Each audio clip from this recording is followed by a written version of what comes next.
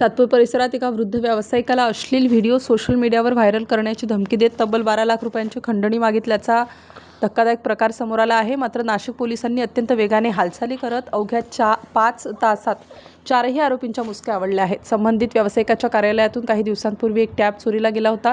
या टॅबमधील खासगी फोटो आणि व्हिडिओचा आधार घेत आरोपींनी ब्लॅकमेलिंग सुरू केली. सुरुवातीला आरोपींनी 10,000 रुपये उकळले, मात्र त्यानंतर त्यांची हाव वाढली आणि त्यांनी थेट 12 लाख रुपयांची मागणी केली. पैसे न दिल्यास फोटो व्हॉट्सॲपवर व्हायरल करण्याची धमकी देऊन व्यावसायिकावर दबाव टाकण्यात आला. सततच्या मानसिक त्रासाला कंटाळून व्यावसायिकाने सातपूर पोलीस ठाण्यात धाव घेतली. घटनेचे गांभीर्य ओळखून पोलिसांनी तांत्रिक तपासाच्या आधारे आरोपीचा माग काढला. संशयित आरोपी 10वा मैल परिसरात लपून बसल्याची माहिती मिळताच पोलिसांनी सापळा रचून चौघांना ताब्यात घेतलं.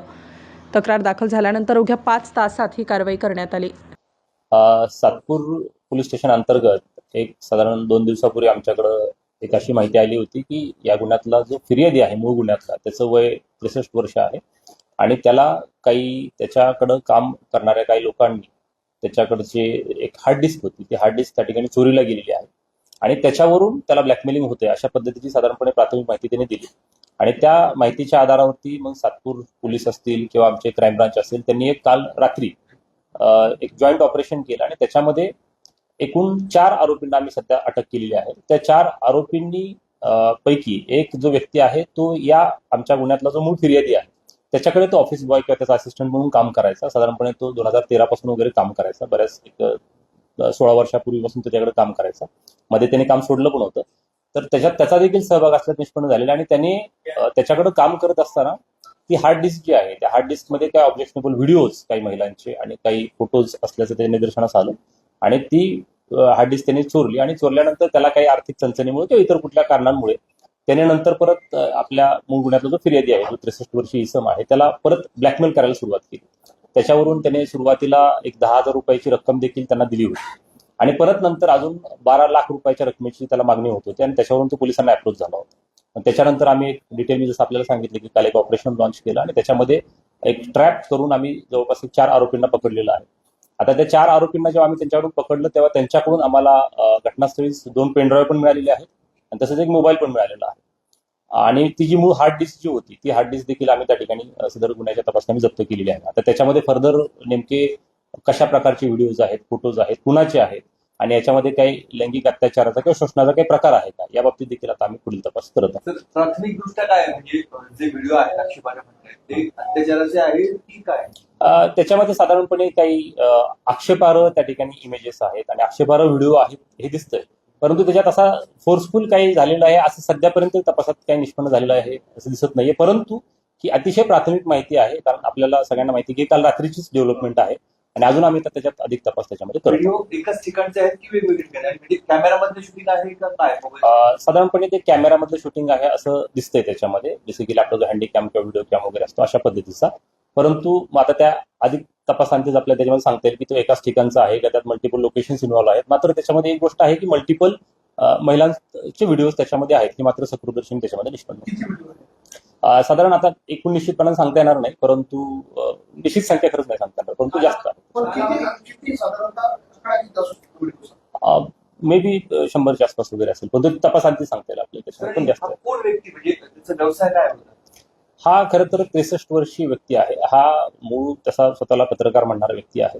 मात्र याच्या नंतरच्या कालावधीमध्ये याने ज्या काही आपल्या अंगणवाडी सेविका आहेत किंवा ब्युटी पार्लर चालवणाऱ्या ज्या महिला आहेत त्यांच्यासाठी कन्सल्टन्सीचं हा काम करायचा आणि त्यांना जी काही त्यांच्या व्यवसायाच्या निमित्तानं लागणारी जी काही कागदपत्र आहेत किंवा एनओसीज आहेत याच्यामध्ये तो फॅसिलिटेशनचं काम करायचा आणि त्याच्यामध्ये त्यांचं कन्सल्टेशन करून पण त्यांना फर्दर त्याच्यामध्ये नोकरी लावणं असेल किंवा त्यांचा व्यवसाय सुरू करणं असेल याच्यामध्ये त्यांना तो मदत करायचा. आणि असा वास्तुशास्त्र आणि हस्तरेषा म्हणून पण तो काम करायचा ज्योतिषी म्हणून, तर त्याबाबत काय नाही, ह्याच्या बाबतीत आता काहीच भाष्य करता येणार नाही, कारण अतिशय प्राथमिक अवस्थेत हा तपास आहे. मात्र त्या अनुषंगाने देखील आम्ही तपास करू. सर, प्राथमिक आपल्याला त्यानुसार फिर्यादी हाच सगळ्याच्या सहभागी असू शकतो आणि त्याची पण चौकशी करायची आज काही आहे? नाही, निश्चितपणे मी जसं आपल्याला सांगितलं की जरी ह्या मूळ गुन्ह्यातल्या फिर्यादीला जरी त्याला खंडणी मागितली गेली असेल किंवा ब्लॅकमेल केलं गेलं असेल तरी अधिक तपासांती आता याच्यामध्ये जेव्हा प्रत्यक्षात जर काही पीडित महिला असतील त्या जर का समोर आल्या तर त्याच्यामध्ये त्याच्या विरुद्ध देखील गुन्हे जर का दाखल झाले तर ते शक्यता आपल्याला नाकारता येत नाही, तो देखील आरोपी त्याच्यामध्ये होऊ शकतो. पोलीस या महिलांना संपर्क करून त्यांच्याशी संवाद करणार आहे, कारण महिलांचं जे आहे आणि संवेदनशील पण आहे. नाही, निश्चितपणे प्रकरण संवेदनशील आहे, त्याच्यामुळे याच्यामध्ये गोपनीयता बाळगून म्हणजे विशेषतः सर्वप्रथम तर माझं सगळ्यांनाच आव्हान आहे की याच्यामध्ये महिलांच्या सुरक्षिततेचा प्रश्न असल्यामुळे आपण सगळ्यांनी देखील त्याच्यामध्ये गोपनीयता बाळगली पाहिजे आणि त्यामुळे ती गोपनीयता बाळगून आम्ही याच्यामधल्या ज्या कोणी महिला असतील त्यांच्याशी आम्ही संपर्क निश्चितपणे करणार आहोत. एक विशेष तपास पथक पण आम्ही त्यासाठी आमच्या अंबड डिव्हिजन मधल्या अधिकाऱ्यांचं, क्राईम ब्रांचचं आणि महिला अंमलदारांचं किंवा अधिकाऱ्यांचं आम्ही गठीत करत आहोत आणि त्याच्या आधारावरती तपास करून मग फर्दर याच्यात जर काही महिलांच्या शोषणाचा काही प्रकार झालेला असेल तर त्याच्यात देखील पुढील कायदेशीर कारवाई केली जाईल. तर हा व्हिडिओचा कालावधी म्हणजे व्हिडिओचा कालावधी कधीपासून कधीपर्यंत? साधारणपणे 2003 पासून तर 2024 पर्यंतचे व्हिडिओ त्याच्यामध्ये आहेत असं दिसतंय साधारण. त्याच्यामध्ये जुने व्हिडिओ अगदी आपण जर म्हटलं तर 2003चे आहेत आणि काही रिसेंट 2024 पर्यंत पण आहेत. काल संशयितांना अशा पद्धतीनं सिरियस टाईप ताब्यात घेण्यात त्याच्याविषयी सांगतो की जसं मी आपल्याला सांगितलं की जेव्हा ही माहिती आपल्याला मिळाली त्याच्यानंतर आपण एक याच्यामध्ये जसं आपण अँटी करप्शनचा एखादा ट्रॅप करतो तशा पद्धतीनं काही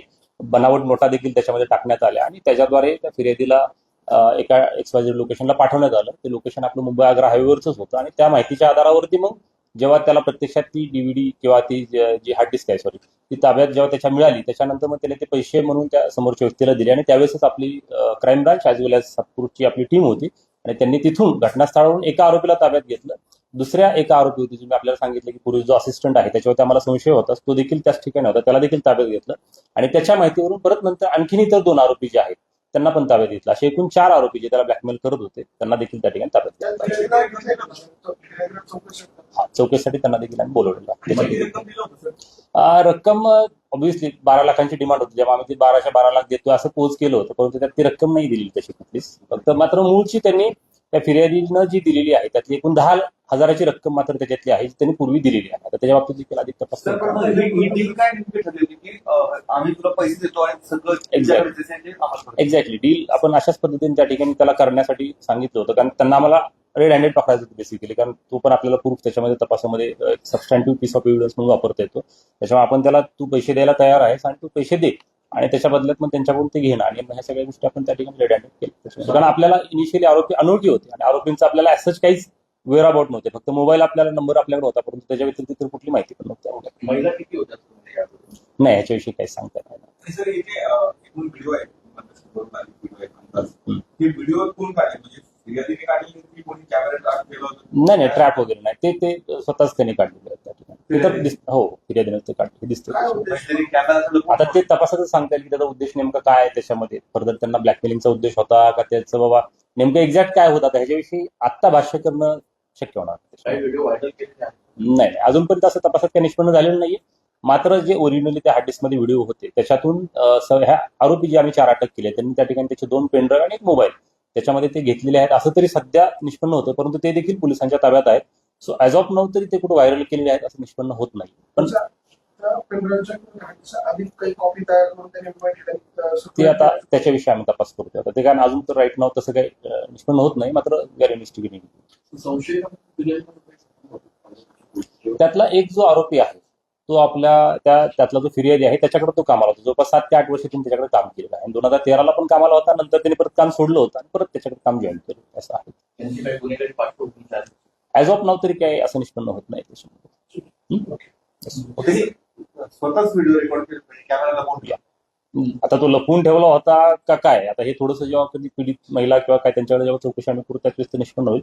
परंतु ॲज ऑफ नाव तरी असं काही ते एकदम सीसीटीव्ही कॅमेरा वगैरे निश्चितपणे नाही तो हे तर दिसतं मात्र त्याच्यामध्ये रेग्युलर कॅमेरा महिला आतापर्यंत नाही अजूनपर्यंत नाही. आता वी आर लुकिंग फॉर आपल्याकडे नाही. निश्चितपणे आमच्याकडून पोलिसांकडून एकच आव्हान असेल की यातल्या जर कोणी काही पीडित महिला असतील तर त्यांची ओळख गोपनीय राखली जाईल. सोबतच तुमच्या कुठल्याही प्रकारे तुमच्या सामाजिक प्रतिष्ठेला बाधा येणार नाही अशा पद्धतीने आम्ही कारवाई करू. आपण मात्र सातपूर पोलिसांशी आपण संपर्क साधावा. त्या ठिकाणी आमच्या WAPI स्वप्नाली पलांडे आहेत त्यांना त्या ठिकाणी आम्ही हे केलेलं आहे डिप्यूट केलेलं आहे. तर आपण कृपया संपर्क साधावा आणि असं जर कोणाच्या बाबतीत प्रकार घडलेला असेल तर निश्चितपणे आमचं आव्हान राहील की आपण समोर यावं आणि पोलिसांना मदत करावी. नेमकं कुणाच्या संदर्भात तक्रार करायची नेमकं कोण आहे कुणाच्या सगळ्या अनुषंगाने संशय व्यक्त करून आपण नाही आता ह्याच्यामध्ये ऑब्व्हियसली आम्हाला सध्या नावं कोणाची डिस्क्लोज करता येणार नाही. त्यामुळे we are not disclosing name of anyone. अक्यूजचं पण नाही करणार आणि पीडित महिलांची तर नाहीच करता येणार त्याच्यामध्ये. परंतु जो 63 इयर्स ओल्ड आमच्यातला सो कॉल्ड सस्पेक्ट आहे किंवा ज्याच्याविषयी हे सगळं आहे तर तो सातपूर परिसरातलाच तो राहणार आहे तर त्याच्या बाबतीत मी बोलतो. नाही सर, हे आरोपी विद्यार्थी एक वयस्कर कोणते नाही, हे मुलं कम्पेअर टू. येस, ठीक, थँक्यू.